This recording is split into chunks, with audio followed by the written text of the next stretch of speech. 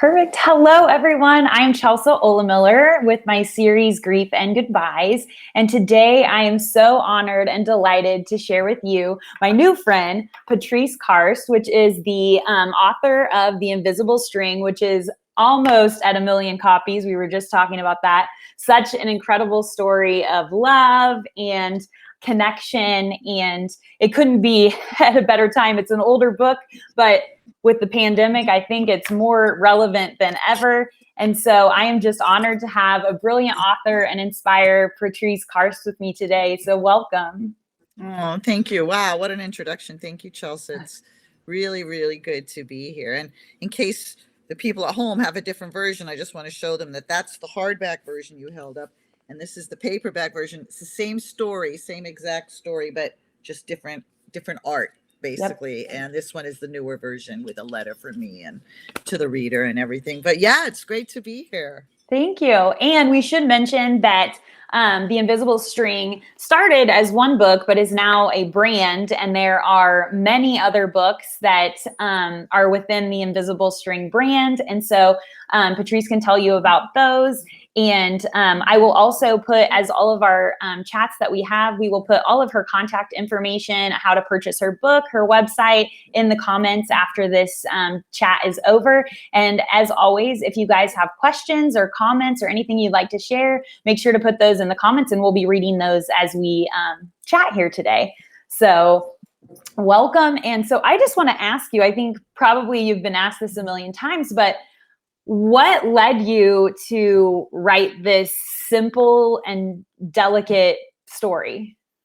I have been asked it a zillion times, and it's a great question because who knew, right? It was 20 some odd years ago. My son was about 5 years old. I was a single, working full-time mom, and Elijah would get very, very bad separation anxiety sometimes. And he'd be crying when I would leave to go to work, and then I would cry, and it was really painful. And one day, as I was leaving, I just said to him what really sort of was obvious to me, which is that we were connected by an invisible string all day long, and that all he needed to do was pull on the string, and I would feel it and tug it back, and we'd be connected till he saw me at the end of the day. And when I told him this, he literally, his eyes got big, and it was as if, a light bulb went off. And from that moment on, his separation anxiety was over. And he referred to our string all the time. And then his friends wanted to hear it about the invisible string. We heard there's an invisible string that connects us to our mom, to our dog, And so I knew I had something that was really special, that it was somehow a tangible explanation of love, which is a very abstract idea, and of connection. So I went to a small pub. I wrote it as a children's story. Went to a small publisher I knew. He liked it and said, yeah, let's publish it. So it came out 21 years ago. And that was the hardback version that you're holding up. And then 3 years ago is when Little Brown, which is one of the biggest children's publishers in the world, did the paperback version of it. When the book first came out, for the first 10 years or so, it did really nicely. I got lovely letters from educators and parents and therapists saying what a special book it was, and I was thrilled.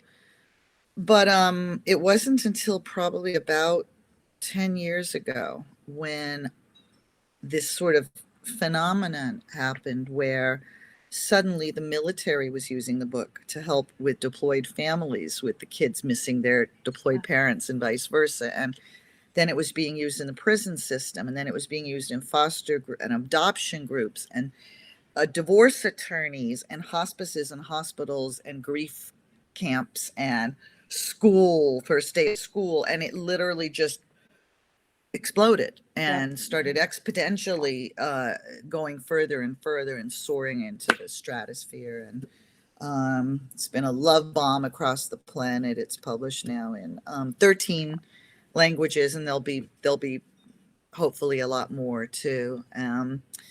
And yes, you mentioned the pandemic. It was during the pandemic that it reached an audience that it perhaps never would have any other way, which is that since suddenly the entire globe couldn't see our loved ones in person, it was time for everyone to know about the invisible string, Yep. about their invisible strings to everyone they love.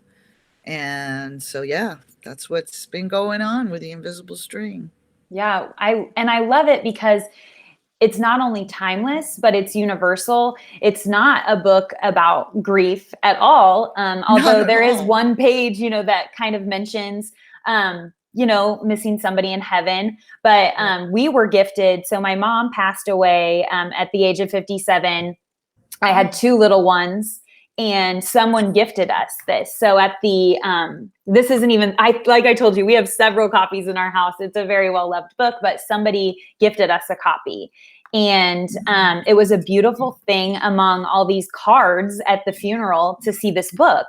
And it gave us this fresh start and new beginning of expressing like how love is limitless and it can reach you anywhere. And so it was just this beautiful way that I could, connect with my children as a mother, but also show them, that it could go to heaven. It can go to the daycare. It can go to school. Love can go anywhere. And so I just was blown away. We loved it. And we've used it, like you said, for so many things, and especially in the pandemic, because like you said, we couldn't see family. And so we had to constantly remind them, well, remember your string goes wherever they are. And so if they're at their house, it's still there with them. And so I love that, it's one of those books that it actually didn't have grief as the purpose, but it didn't. That's the, sort of irony, a serendipitous magical irony that I never planned on it being a grief book. Although I will say that, when the publisher and I were editing the book for the first, for it to come out for the first printing, he wasn't so sure whether we should bring death up in a children's book or whether we should even have that page in it. And I fought for it because I really wanted the experience for the child reading the book and whoever's reading it with him to know that love transcends time and space. And how more could you show that than to show the children that could my string reach Uncle Brian in heaven? Absolutely, of course, even there. That's the power of love. And it is that one page, that one word, heaven. That simple one word made it the number one book for children for death and dying for years now. It's been the number one book on Amazon for children's books about death and dying. And it's ironic because it's so not a book about death and dying. It's a celebration of love with one page that alludes to, yes, our string can reach our loved ones in heaven. And I get so many letters, emails from people that are grieving and letting me know how the book has affected their families. And it's always so bittersweet because on one hand, I'm hearing about their loss, their incredibly painful, unspeakable loss. And at the same time that their whole family has had this revelation that they probably always knew, but suddenly it was a more easy to understand concept of the string, the invisible string. And it's been a beautiful experience. How do you, when you get these letters, and like you said, this book is being used. Someone asked in the chat, what's the book again? So I want to show it again. It's The Invisible String. And there's a couple of different versions with artwork. So for those of you that are asking. Paperback and hardback. Yes. And so how do you, like you said, it's been used in the grief community and in the foster care system and in the education world. And so how do you internalize that as a regular mom and, woman that wrote these words that are impacting people infinitely, everywhere? How do you internalize something like that? I'm not even sure how I'm doing. I think, in some ways it's I don't even know how to explain it. I have always written back a personal email to every single person that has ever written to me. That's just something that I started doing 21 years ago, and I've never stopped, even though my letters are much more frequent now. And so I think that that personal connection, when someone lets me know what's gone on in their life and how the book has affected them, I suddenly sprout an invisible string to them too. And Oh, that's so I think beautiful. I'm just kind of living in this web, which is one of my books, The Invisible Web.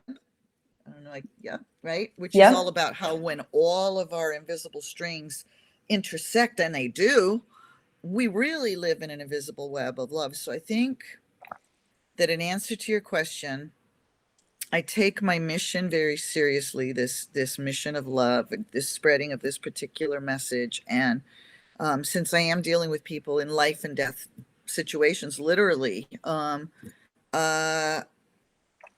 I don't know if how I'm internalizing it.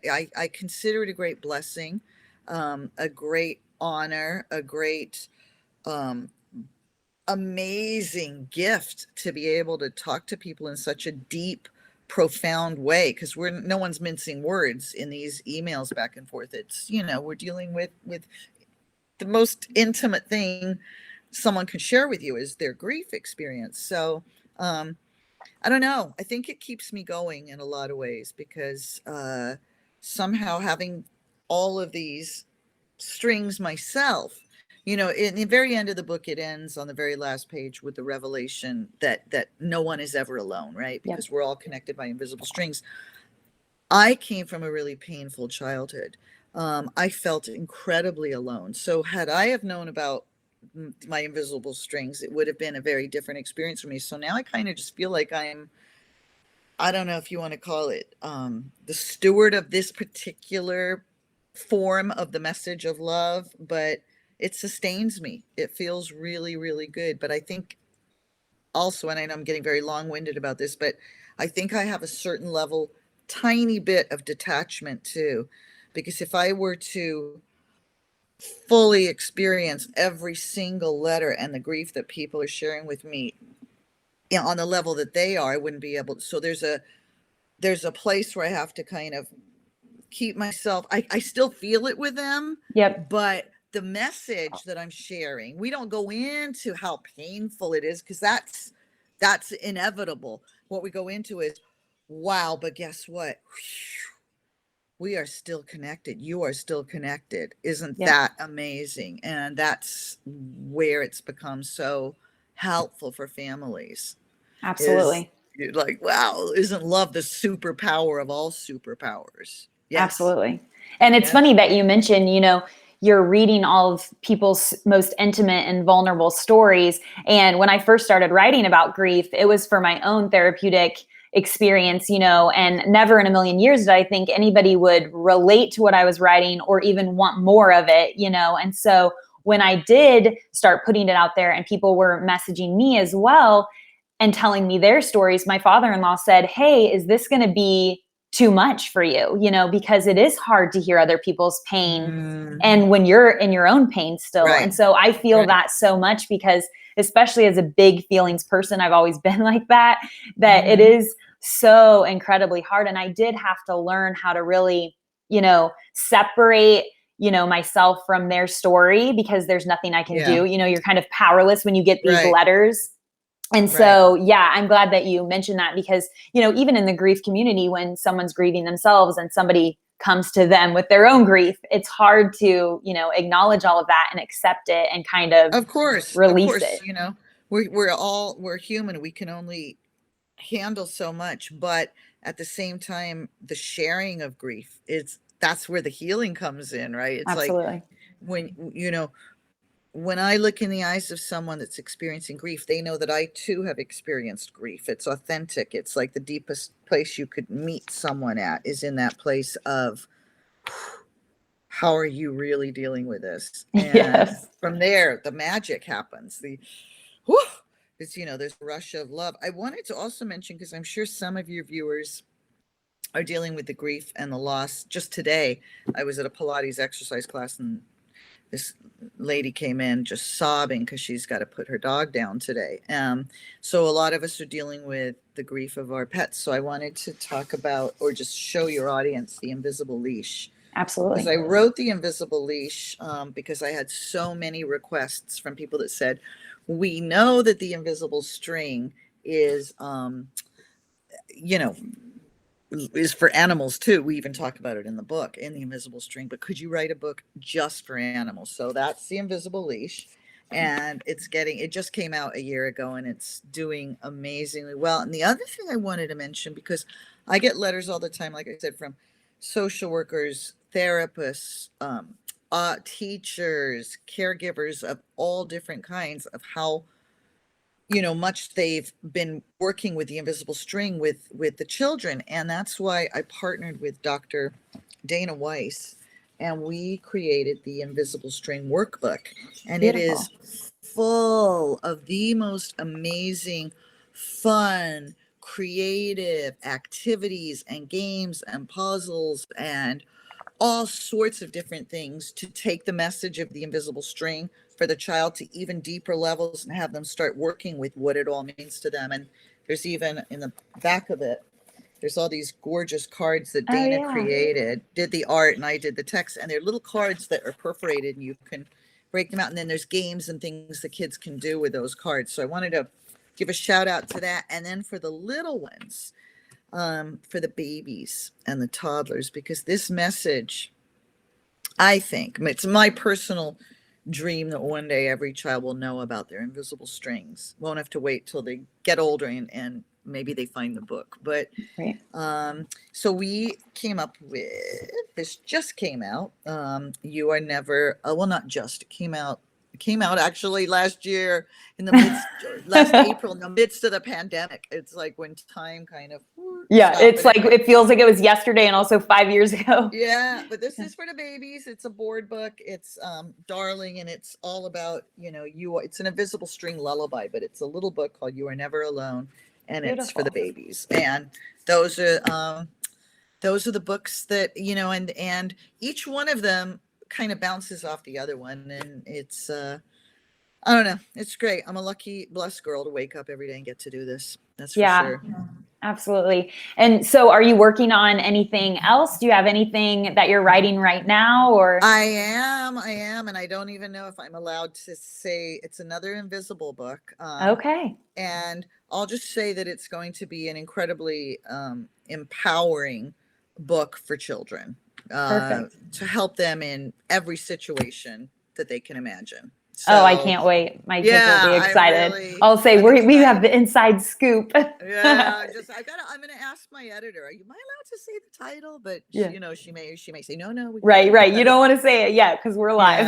Yeah. And what I'm hoping the next thing is, I'm meeting with some people this weekend. Actually, there's so many people that have approached to maybe turn the invisible string into a film or a series, some kind of animation. So that's on my, dream list, is that we can, because books can reach millions of people, it is true, but film and television can reach tens of millions of people very, very fast. Right. So, yeah, Well, and I hopefully. mean, I would love to see it happen too, just because, like I said, I mean, there are very few things in life that are so universal and so felt by all. And love is obviously the one of them, as is grief. And so I would be so thrilled if you were like, we're going to turn it into a series because I my children know, I already know. All love right. the book. Well, So good, we'll good keep that in juju our. on it.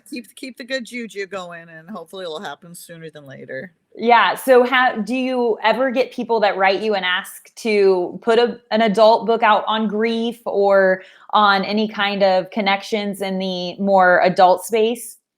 No, I actually haven't. It's pretty much all centered around the children's. I started in adult books. I wrote 2 adult books before I ever wrote The Invisible String. I wrote a spiritual book called God Made Easy, and I wrote a self-help book called The Single Mother's Survival Guide, because I Oh, was a wow. single mom, and it was a shout out to all my sisters that were struggling alongside me. And now I'm working on a memoir, but my memoir. But no, I speak sometimes in the adult grief world, but I haven't been asked to write a book about adult grief. because I don't Yeah. even know what I would, I would say, read The Invisible String. Yeah, that's true. That's true. You're like, well, there's not really there doesn't need to be a more complicated way to say it. It's We're said connected to those we love in the, whatever we call it, heaven. Some people get, atheists think that I've made a religious book because I use the word heaven, and I tried to address that in my letter to the reader in the paperback version. And I said, please, if that word heaven offends you in some way, then use it as a springboard for discussion with your family. Call it whatever you want, the great beyond or the other side, or when someone passes, whatever you want to call it. But for me, it was just a universally used word to describe permanent physical departure. And there was no religious connotation in my mind, but I certainly wasn't going to call it the great abyss of black nothingness. Right, right. When describing where our loved ones are. It's a very comforting, as comforting as it can be, to realize that you no longer have your physical loved one on this earthly plane. The most comforting, and what's true to me, and it doesn't matter. You could call it from whence I came, or home, or the other realm, or right. I always say like eternity or infinity, like, you know what I mean? Infinity, exactly. And in The Invisible Leash, we call it the great beyond. So, what matters is that, well, for me, it goes so much, even, when people write to me, the one thing I always say in almost every letter back is, The Invisible String is real. It is not just a children's story. Right. I wrote it as a children's story so that I could get the message out there to people, but it's not a made up thing. The Invisible String is as real as it gets. Yeah. And I think that's why we just love it so much in this house too, is because it just continues and it expresses something, like you said, that's hard for kids to grasp and to visualize, because it is, so difficult to explain to a 3-year-old or a 5-year-old. But in this book, they get it, like you said. I think it might be, they feel connection to grandma and grandpa that are in another state, or their teacher who they miss over summer vacation, or it's just used, I mean, if you go back to the original, why I wrote it, a kid going to school, just the comfort of realizing that they're still connected to mom and dad all day long. So, and what's amazing too is adults buy this book for each other, spouses for each other, adult parents for their parents, and vice versa, baby shower, wedding showers. It's just so interesting how a kid's book can sometimes transcend and move into the adult space too, even though it's clearly a picture book. Right. So, but that's what makes it so beautiful too. But I do think it would be even beautiful to, we haven't done this in the past, but, to gift this to my children's teachers in the fall, because they'll be going back after a year of not being in school. And so to kind of gift it to them. And so if they haven't already read it, they could read it to the class. And so remind them that, hey, my mom reads me this at home, but my teachers are reading this too. It's great. A lot of teachers do that, especially first day of school. And it's kids love it. Kids are the ones that have made this book become almost 1 million copies sold, because they got it. They got the message. And I think when the parents read it, because most of the time, it's being picture books are read out loud. Right. And I get so many letters from parents like, I started crying, and it's just how does that feel? Like when someone says, probably by the time this interview is over, it will have hit 1 million copies. And so how does that feel to have 1 million copies of your book in the hands of families? Did you ever have a goal, like if I get to this? No. Well, my goal was only, and always has been, to do what my heart and my spirit tells me to do. And I knew I had to make this children's book. I knew that children could benefit from it. Did I dream when I wrote it and when I published it that I'd sell 1 million copies. Never. You know, I would have been happy if 500 copies had sold because I had done what I intended to do. And the thing about The Invisible String is it has grace. It's like the little book that could, because it was, you know, that first 10 years or 15 years, it was only 3 years ago that it came out in paperback with the big publisher. It was a small publisher with very little distribution, no advertising. It was strictly a word of mouth book. And I think that one child's heart opening at a time spread the message. And yes, it's a wonderful. Well, and that's a beautiful story of just grit and resiliency too, because, you know, you go 10 years and then all of a sudden it's booming again, and it's just become this revolution of love. You know, so that's such a beautiful thing. And I think it's been beautiful. And I just want to say before we close out of it, you know, our little talk here is that my son Elijah, who I wrote the book for, came over about a year ago. He lives in the same town I do, and I was having a hard night, just, you know, one of those it's hard being on the planet nights. And I was crying, and he got The Invisible String, got a copy of it, and I saw him over on the dining room table writing away, and he gave it back to me. And it was so beautiful because he said, "Mom, you wrote this book for me so many years ago, but never forget that The Invisible String has two ends. You and I will always be connected, and I love you forever. The Invisible String forever." So, and I was like, oh God, you're gonna make me cry. Full circle. Yes. And now, because it's been out so long, new generations, kids that grew up with the book are giving it to their children. So yes, it's Yeah, well, I just am so appreciative to have this time with you. You are such a beautiful soul. I can just feel your energy through the screen. And I have to say, I mean, when I emailed you about this project, you know, I honestly didn't think I would hear back. And when I did, you were just such a compassionate,